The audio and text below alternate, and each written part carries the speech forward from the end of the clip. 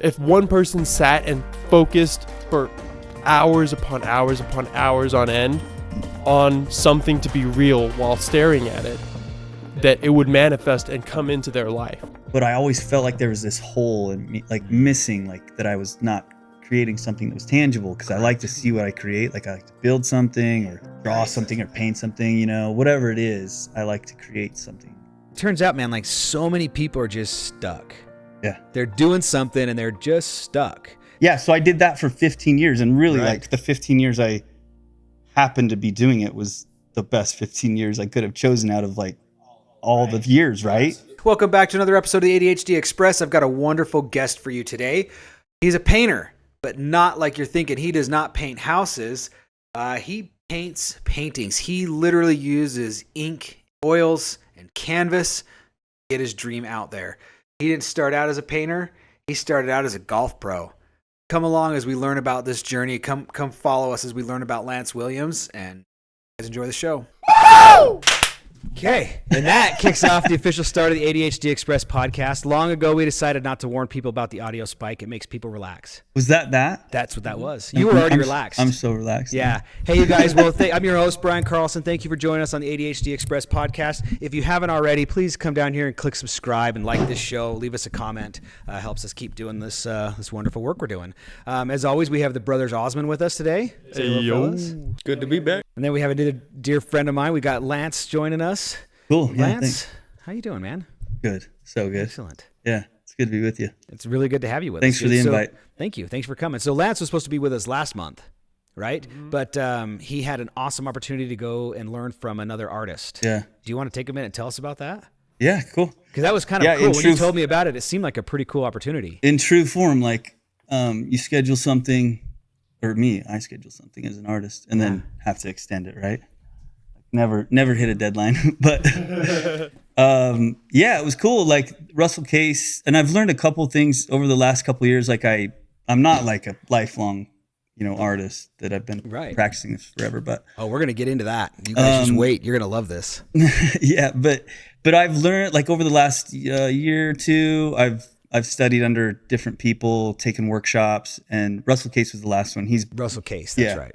And he's a stellar artist, like a lot different than what I took before. Like he's more not realism, but like a little bit tighter. The way he paints, a lot of like desert scapes and stuff. They're super cool.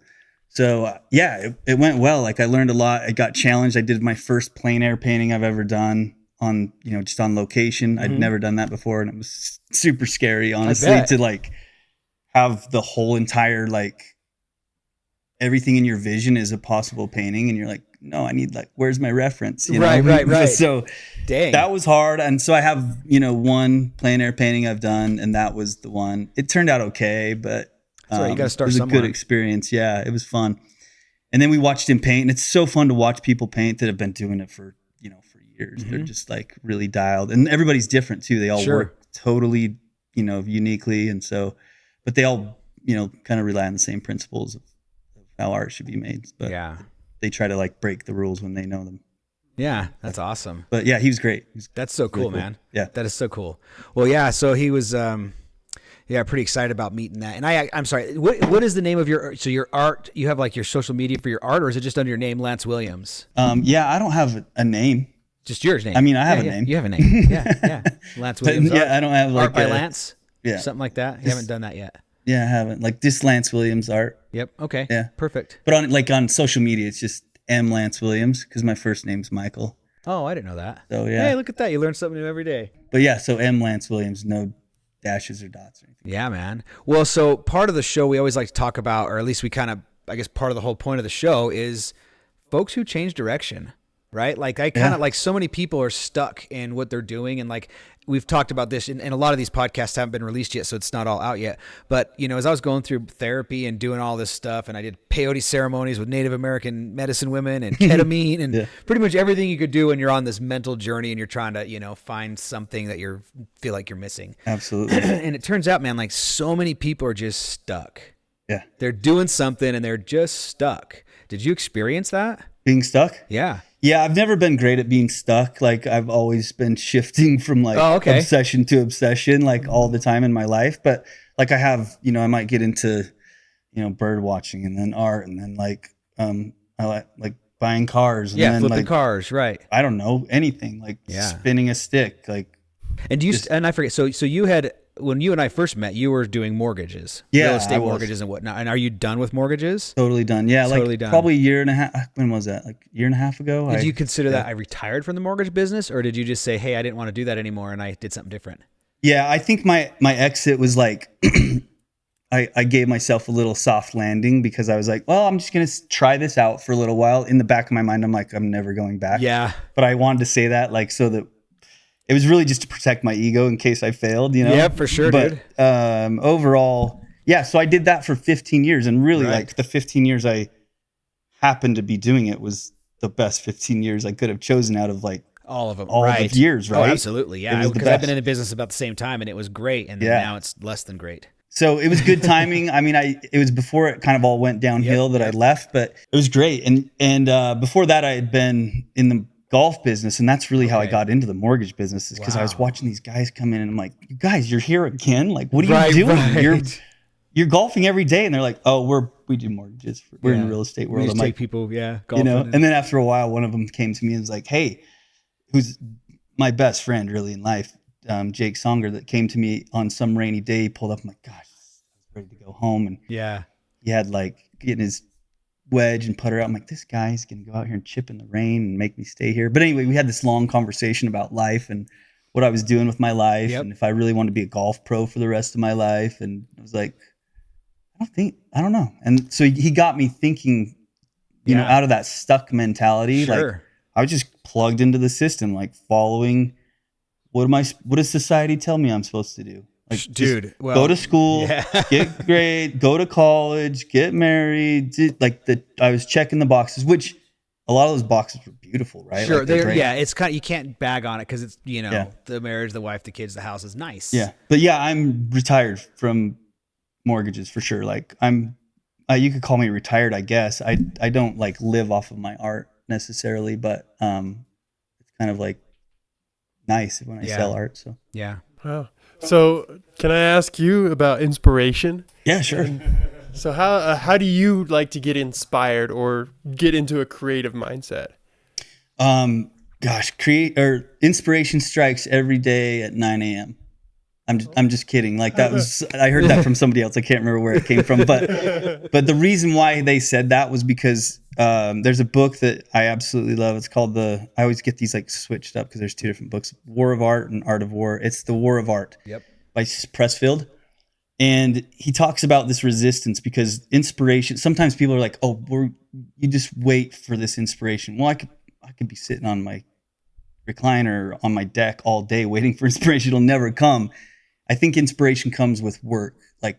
And that's the one thing that a lot of these, high level artists that I've kind of like started to peer into their reality a little bit. Mm-hmm. Every time I go to like I went to Declo, Idaho, which is just the middle of nowhere, but Robert Moore lives there. And he invited me to come up there and kind of check out his whole space. And then Russell Case and the Songers and other people that I've seen, that the key to this is just working. Like inspiration comes and goes, and you should like definitely ride the wave of inspiration. Like there's times where it'll be 10:30 at night and I'm like, I just have this desire to like keep painting on this painting, and then I'll burn into like 3-4 in the morning.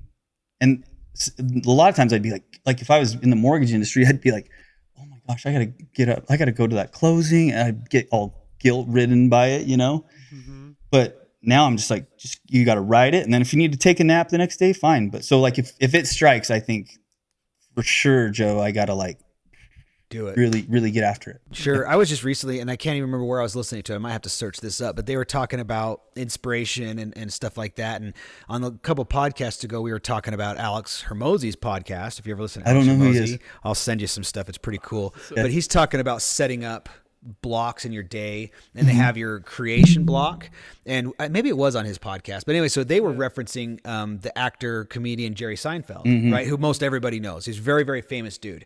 So one of the reason that Jerry's so like famous and respected in the industry is his work ethic, his ability to create. Yeah. So he has this time set up where he sits down and does it. And he might sit down and write 2 words and just waste his time, but that's all he's doing. Like he just has that kind of set up. Yeah. And over his career, he got to the point when his mind is just kind of like, he just does it and does it every day. And like, he just accomplishes it. And so some of that, like you said, that's doing the work. That's kind of exactly what you just said. Mm-hmm. Like Jerry's sitting there, he's like, well, this is the time to do the work. If I don't have any work to do, he goes, then I sit here with a blank piece of paper. But normally he writes 1,500 words. Yeah. Right? Like so I've been looking for that stuff. So you probably don't, I'm writing a book. So I don't know that. You're writing a book? Yeah. So you know my past story, right? The kind of the drugs and the yeah, I know some of that. Yeah. Sure. So last year, a year and a half ago, I got my felonies expunged finally. So I no longer have any felonies. So part of going through that was like, kind of hitting rock bottom, if you will. And it wasn't really rock. People have hit it way worse. I still had a house. I still had whatever. Yeah. But, it's been a long journey to get all that cleared out. And then once I did, it was like, okay, now it's time to write that book. And when I first made that decision, dude, it was like, boom, 5,000 words. Nothing. It was nothing. Really? Yeah. And then I couldn't write for like 3 months. Then you hit a block. Yeah.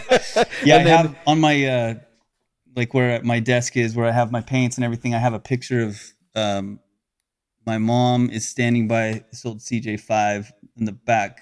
It's just sunk in mud. Nice. And you can see through like the soft top, like faded window because it's like it's the old CJ5 soft top. And you can see my sister and I sitting back there, just like, what are we gonna do? Like, my dad got us so stuck in this field, and so I have a picture there to remind me, like, hey, you're gonna get stuck, bro. You're gonna get stuck, and you'll get out too. Like somebody will come along, or you'll find something that gets you unstuck. So yeah, I know how that you can just plow through 5,000 words. I mean, 5,000 words is a lot for me. Yeah.